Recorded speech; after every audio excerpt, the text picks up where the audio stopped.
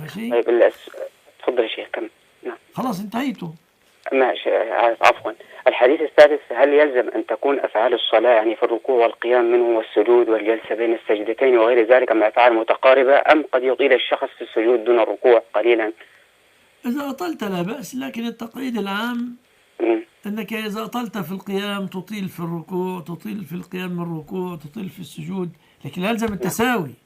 إنما السمت العامة ستطيل في القيام تطيل أيضا في الركوع، لكن قريبا من السواء، يعني في الإطالة تطيل هذا وتطيل في ذاك. لكن يعني للأسف عندنا أئمة يطيلون في القراءة، والركوع نقر ما نعم. تستطيع أن وبعض الأئمة الآخرون في الفتح سراع جدا وفي الركوع يطيلون. هذا ليس من الاتزان. نعم. يعني يعني يمكن للشخص أيضا أنه يكرر مثلا الأذكار سواء كانت يمكن، بعد لكن قيام الركوع الأفضل أو الهدي العام الذي سمعته. شكرا. نعم. جزاك الله خيرا. وياك حبيبي.